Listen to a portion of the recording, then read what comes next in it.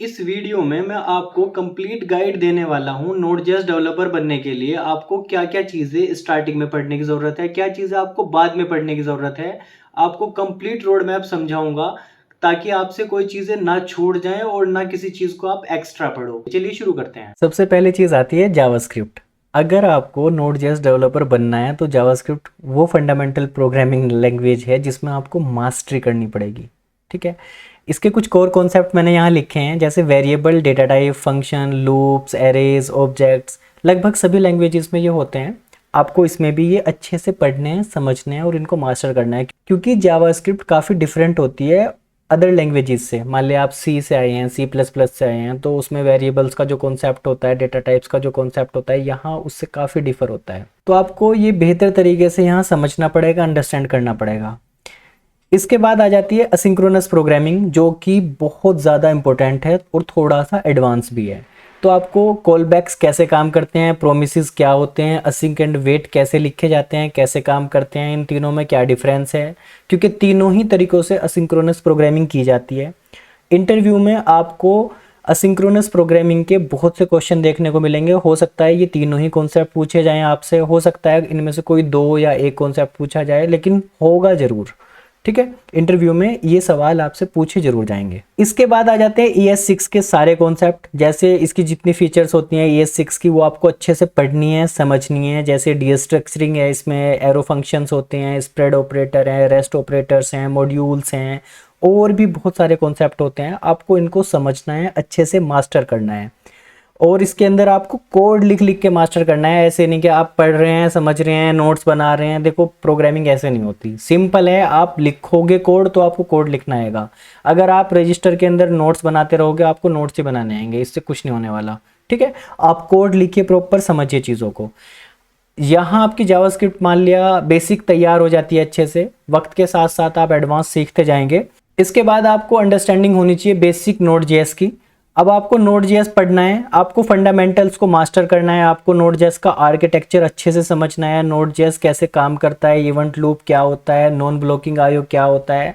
ये इसका जो आर्किटेक्चर होता है ना, आपको नोड.जेएस के आर्किटेक्चर को बहुत ही अच्छे से मास्टर करना है, घोल के पी जाना है बस। ठीक है, आपको इसमें अच्छे से समझनी है चीज़ें। इसके बाद आपको इसके कोर मॉड्यूल्स को प्रैक्टिस करना है, सीखना है अच्छे से, जैसे FS है, HTTP है, पाथ है ना, इवेंट्स है, ऑपरेटिंग सिस्टम है, और बहुत सारे हो जाते हैं। इसमें जितने भी इसके कोर मॉड्यूल्स हैं, मैंने ये कुछ हाईली इंपॉर्टेंट लिखे हैं यहाँ पे। कम से कम ये 5 जो कोर मॉड्यूल है, इनको तो आपको अच्छे से समझना ही है, क्योंकि आपको नोड.जेएस का जो इंटरव्यू आप देंगे उसमें आपको पक्का इनमें से कुछ ना कुछ क्वेश्चन देखने को मिल सकते हैं, जो कोर मॉड्यूल्स के अराउंड होते हैं, या फिर नोड.जेएस आर्किटेक्चर के अराउंड आपको बहुत से क्वेश्चन देखने को मिल सकते हैं। ठीक है, बाकी इसके अलावा आपको NPM अच्छे से समझना है। नोड पैकेज मैनेजर होता है ये, आपको इसके बारे में ठीक से समझना है, कैसे डिपेंडेंसीज को NPM के थ्रू इंस्टॉल किया जाता है, कैसे इन पैकेजेस को इंस्टॉल किया जाता है, आपको ये बेहतर तरीके से समझना है। इसके बाद आ जाता है APIs का कॉन्सेप्ट। अब आपको इसको अच्छे से समझना है, HTTP एंड एक्सप्रेस को आपको समझना है, एक्सप्रेस से सर्वर कैसे बनाया जाता है, रेस्ट APIs कैसे बनाई जाती है एक्सप्रेस का यूज़ करके, आपको ये समझना है। आपको बेसिक मिडिलवेयर के बारे में समझना है। देखो, मिडिलवेयर जो है ना, बहुत ज़्यादा इंपॉर्टेंट चीज़ है इसमें। एक्सप्रेस में आपको मिडिलवेयर बहुत ज़्यादा इजी हो जाता है इसको हैंडल करना। तो कोई भी प्रोग्रामिंग लैंग्वेज का आप यूज़ कर रहे हो, मिडिलवेयर सब जगह होती है, फिर वो जावा हो, वो पाइथन हो, वो जावास्क्रिप्ट हो, आप जहाँ भी काम कर रहे हैं आपको मिडिलवेयर आना चाहिए। क्यों आना चाहिए? जितने भी ऑथेंटिकेशन किए जाते हैं वो सब मिडिलवेयर के थ्रू किए जाते हैं, और बहुत सारी प्रैक्टिसेस हैं जो इसी के थ्रू की जाती हैं। तो आपको मिडिलवेयर अच्छे से आना चाहिए और आपको अच्छे से इसको समझना है। इसके बाद आ जाती है राउटिंग। राउटिंग में जितनी भी रिक्वेस्ट आती हैं वो इन 4 में से कोई एक टाइप की होती हैं। वो या तो गेट रिक्वेस्ट हो सकती हैं, पोस्ट हो सकती हैं, पुट या डिलीट। क्या क्या होती हैं ये थोड़ा सा बता देता हूँ। देखो, जब कोई अपनी प्रोफाइल को, मान लिया फेसबुक में अपनी प्रोफाइल को एक्सेस करते हैं, तब किस तरह की रिक्वेस्ट जाती है? तब जाती है गेट की टाइप की रिक्वेस्ट। पोस्ट कब जाती है? मान लिया कोई रजिस्ट्रेशन करता है अपना, अब उसने रजिस्ट्रेशन किया तो अब डेटाबेस में कुछ एंट्री करना है, तो उस टाइप पे क्या होता है, उसमें जाती है पोस्ट टाइप की रिक्वेस्ट। अगर कुछ आप अपडेट करते हैं, मान लिया आपने अपनी प्रोफाइल अपडेट की है, तब क्या होता है? तब आपकी जाती है वहाँ पुट टाइप की रिक्वेस्ट। और जब डिलीट करते हैं तब डिलीट तो सबको समझ में आता है, फिर डिलीट टाइप की रिक्वेस्ट आती है। तो यही 4 तरह की रिक्वेस्ट हैं जो कि आपको डेली बेसिस पे हैंडल करनी है। इसके बाद एरर हैंडलिंग आता है जो कि हाईली इंपॉर्टेंट है। स्टार्टिंग में डेवलपर जो बिगनर लेवल के होते हैं वो एरर हैंडलिंग को बड़ा लाइटली लेते हैं, सोचते हैं अरे यार ऐसे ही हो जाएगा। देखो ऐसे हवा में कुछ भी नहीं होता, आपको एरर हैंडलिंग अच्छे से समझना पड़ेगा, इसके ऊपर काम करना पड़ेगा। तो मेरी हमेशा सारे स्टूडेंट्स को यही एडवाइस रहती है कि आप एरर हैंडलिंग को अच्छे से समझिए ताकि आपको कोई भी प्रॉब्लम आए तो आप खुद ही उसको रिजोल्व कर लें। इसके बाद आपको मास्टर करना है डेटाबेसिस को, हाईली इंपॉर्टेंट है। सबसे पहले आप NoSQL डेटाबेसिस में जाइए क्योंकि ये थोड़े से इजी टाइप के रहते हैं। तो MongoDB उनमें से एक है। NoSQL डेटाबेसिस वैसे तो बहुत सारे होते हैं लेकिन उनमें से आप एक पकड़ लीजिए, MongoDB को आप अच्छे से पढ़िए, समझिए। उसमें ये CRUD ऑपरेशन कैसे किए जाते हैं, मान लिया CRUD मतलब क्रिएट, अपडेट, डिलीट, ये जो ऑपरेशन होते हैं ये कैसे किए जाते हैं आप अच्छे से ये समझिए। एग्रीगेशन पाइपलाइन होती है वो समझिए कैसे काम करती है। इसके बाद आ जाते हैं SQL टाइप के डेटाबेसेस लाइक MySQL है, पोस्टग्रेस है, आप इनको अच्छे से समझिए। देखिए मैं आपको बता देता हूँ, अगर आप 3 तरह के डेटाबेसेस को, बस 3 डेटाबेसेस बता देता हूँ आपको, इन तीनों को मास्टर कर लेंगे तो आपको कभी डेटाबेसेस रिलेटेड प्रॉब्लम आने नहीं वाली। कौन कौन से? आप अच्छे से MongoDB समझ लीजिए, अच्छे से MySQL समझ लीजिए, अच्छे से आप पोस्टग्रेस या PostgreSQL समझ लीजिए। अगर आपने ये तीनों डेटाबेसेस को मास्टर कर लिया, आप डेटाबेसेस में तो कभी प्रॉब्लम फेस करेंगे नहीं, ठीक है। और हर इंटरव्यू में इनको पूछा ही जाता है। इसके बाद आ जाते हैं ORMs या फिर ODMs। देखिए आप जितने भी मॉडर्न टाइप के एप्लीकेशंस हैं उनमें काम करते हैं तो उनमें या तो ORM यूज़ हो रहा होता है। मान लिया अगर आप किसी SQL टाइप के डेटाबेस में काम कर रहे हैं तो Sequelize आप यूज़ करेंगे, या फिर MongoDB में जैसे काम करते हैं तो फिर Mongoose का यूज़ करते हैं। तो आप Sequelize और Mongoose ये 2 आप मास्टर कर लीजिए, मुझे नहीं लगता फिर आपको कोई प्रॉब्लम होगी। तो आप अच्छे से ये समझ लीजिए, Mongoose आपको बहुत अच्छे से पढ़ना है और Sequelize आपको बहुत अच्छे से पढ़ना है। इसके बाद थोड़ा सा एडवांस के बारे में बात कर लेते हैं। देखो असिंक्रोनस प्रोग्रामिंग में पहले भी बता चुका हूं लेकिन मैंने फिर से इसमें रखा है स्लाइड में। इसको क्यों रखा है? क्योंकि मैं आपको ये बताना चाहता हूं कि ये कितना इंपॉर्टेंट है। आपको अब वहां आपने थोड़ा बेसिक लेवल का देखा था जब आप जावास्क्रिप्ट सीख रहे थे, अब आपको नोड भी आता है, अब आपको जावास्क्रिप्ट का बेसिक भी आता है, अब आपको डेटाबेसेस भी आते हैं, ORM भी आता है। अब आप अच्छे से समझिए कॉलबैक्स कैसे काम करते हैं, डीपली पढ़िए प्रोमिसेस कैसे काम करते हैं, असिंक एंड वेट कैसे प्रैक्टिस किया जाता है। इसको अच्छे से प्रैक्टिस करिए कोड लिख लिख के।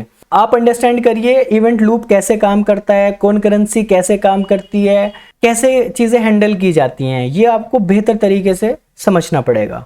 अगर आप इतना समझ लेते हैं तो आप इस लायक हो जाते हैं कि अब आपको ऑथेंटिकेशन की तरफ बढ़ा जा सके। तो आप ऑथेंटिकेशन आपको सीखना है, सिक्योरिटी प्रैक्टिसेस आपको सीखनी है। थोड़ा थोड़ा ऑथेंटिकेशन हमने पहले भी समझा है लेकिन इसमें मैं बता देता हूँ आपको। ऑथेंटिकेशन में आपको JWT बहुत अच्छे से समझना है, जेसन वेब टोकन क्या होते हैं, कैसे भेजे जाते हैं। एपीआईज में ऑथेंटिकेशन में हम एपीआईज के साथ ऑथेंटिकेशन जब हम बनाते हैं तब JWT टोकन का हम कैसे इस्तेमाल करते हैं ये आपको बेहतर तरीके से समझना है। इसमें एक चीज होती है जीरो ओथ बहुत ही जबरदस्त थर्ड पार्टी लाइब्रेरी होती है एक तरह की। अब अगर आपको ऑथेंटिकेशन बनाना है, मान लिया आप थर्ड पार्टी से लॉगिन कराना चाहते हैं जैसे गूगल के थ्रू, गिटहब के थ्रू या फेसबुक के थ्रू, तब इस केस में जीरो ओथ बहुत ज़बरदस्त चीज़ होती है। आपको ये अच्छे से समझना है और ये बहुत ये कहें कि बहुत आसान भी होता है इसको सेट करना। मान लिया आपके पास थोड़ा सा कम टाइम है, कोई MVP आप बना रहे हैं, आपको जल्दी डिलीवर करना है प्रोडक्ट, इस तरह के केसेस में आपको जीरो ओथ बहुत हेल्प करता है। अब आ जाते हैं सिक्योरिटी प्रैक्टिसेस के ऊपर। देखो बहुत सारे जो नए डेवलपर होते हैं वो सिक्योरिटी प्रैक्टिसेस को ज़्यादा कंसीडर नहीं करते, तो मैं कहूँगा कि नहीं, आप कंसीडर करिए। आप SQL इंजेक्शन को समझिए, ये अटैक किस तरह का होता है, इससे कैसे बचा जाता है, XSS क्या होते हैं, कैसे इनसे बचा जाता है। आप थोड़ा सा बेस्ट प्रैक्टिसेस को समझ लीजिए अच्छे से, ठीक है। अगर आपको सिक्योरिटी प्रैक्टिसेस का पता चल गया ना, अगर आपको पता चल गया कि बेस्ट प्रैक्टिसेस क्या होती हैं सिक्योरिटी में, तो ये आपको बड़ी हेल्प करेगा इंटरव्यू के दौरान। अगर आपसे मान लिया उसने इंटरव्यूअर ने पूछ लिया कि बेस्ट सिक्योरिटी प्रैक्टिसेस बताइए, आप क्या क्या फॉलो करेंगे, आपने मान लिया उसे 5, 7, 10 गिनवा दी, तो वो इम्प्रेस हो जाएगा आपसे, तो ये हाईली इंपॉर्टेंट है। इसके बाद आपको वर्जन कंट्रोल सिस्टम को अच्छे से मास्टर करना है। इसमें क्या आता है, इसमें आपको गिट समझना है। गिट में मैंने स्पेसिफिक होके लिखा है आप रिपोजिटरीज को क्लोन कैसे करते हैं, कमिट कैसे करते हैं कोड को, ब्रांचिंग कैसे करते हैं, उनको मर्ज कैसे करते हैं। बड़ी बेसिक चीज़ें होती हैं, लेकिन सारा काम इन्हीं से होता है, ठीक है। क्योंकि टीम्स में आप काम करेंगे जा करके, आप अकेले डेवलपर तो होंगे नहीं, तो आप अपना काम करके कहीं रखते हैं सेंट्रलाइज पोर्टल के ऊपर, वो मान लिया गिटहब या गिटलैब हो सकता है। तो इन दोनों में से आप कोई एक, अगर आप एक सीखना चाहते हैं तो एक सीखिए गिटहब। अगर आप कहेंगे कि नहीं सर मैं तो दो सीखना चाहता हूँ, तो गिटहब और गिटलैब फिर दोनों सीखिए। तो बड़े अच्छे हैं, बहुत ज़बरदस्त प्लेटफॉर्म है, तो ये आप सीख लीजिए, ये आपको बड़ा हेल्प करेगा। क्योंकि हर कंपनी अपना कोड यहीं रखेगी, या तो गिटलैब से मैनेज कर रही है या गिटहब से मैनेज कर रही है, या सिमिलर टाइप का कुछ और होगा। इसके बाद आपको रियल वर्ल्ड प्रोजेक्ट जरूर बनाने हैं, क्योंकि ये बड़ा हेल्प करेंगे। आप सबसे पहले एक CRUD API बनाइए। CRUD API में आप क्रिएट, रीड, अपडेट, डिलीट ये सारे ऑपरेशन करेंगे एक APIs के थ्रू। तो आपको पता चल जाएगा जब इस तरह की आप API बनाएंगे, उसमें आपको अंडरस्टैंडिंग ये हो जाएगी कि आप गेट रिक्वेस्ट को कैसे रिस्पॉन्स करना है, और पोस्ट को कैसे रिस्पॉन्स करना है, आपको डिलीट को कैसे, पुट को कैसे, आप सारे मेथड्स पे काम करना सीख जाएंगे। आप सबसे पहले CRUD APIs बनाइए। उसके बाद आप बनाइए एक फुल स्टैक एप्लीकेशन, जिसमें आप यूज़ करेंगे एज बैकएंड Node.js को, और एज फ्रंट एंड आप कुछ भी यूज़ कर लीजिए। आपको रिएक्ट, एंगुलर जिसमें भी आप कंफर्टेबल हो आप वो यूज़ करिए। इससे आपको बड़ा एक्सपीरियंस होगा। आप कोई अपना पोर्टफोलियो बना लीजिए, आप अपनी कोई वेबसाइट बना लीजिए, अपने पड़ोसी की बना दीजिए, आपको जिसकी बनानी है उसकी बनाइए, लेकिन एक फुल स्टैक एप्लीकेशन जरूर बनाइए। उसके बाद एक रियल टाइम एप्लीकेशन आपको बनानी है। क्या होती है रियल टाइम एप्लीकेशन? लाइक कोई चैटिंग की एप्लीकेशन हुई, कोई है ना, चैट की बना लीजिए बस आप। वैसे तो रियल टाइम एप्लीकेशन बहुत सारी होती हैं, लेकिन मुझे लगता है चैट वाली जो एप्लीकेशन जो होती है वो आप डेली बेसिस पे यूज़ भी कर रहे हैं। आप व्हाट्सअप चैट का यूज़ करते हैं, आप बहुत सारी चीज़ों का, बहुत सारी एप्लीकेशन के थ्रू डेली चैटिंग करते हैं, तो आपको अंदाज़ा है कि इसमें क्या फ़ीचर चाहिए, कैसे कंफर्टेबल लगता है। तो आप भी बनाने की कोशिश करिए, इससे आप वेब सॉकेट सीख जाएंगे। वेब सॉकेट बड़ी ही कमाल की चीज़ है, तो ये आपको सीखना ही चाहिए मुझे लगता है।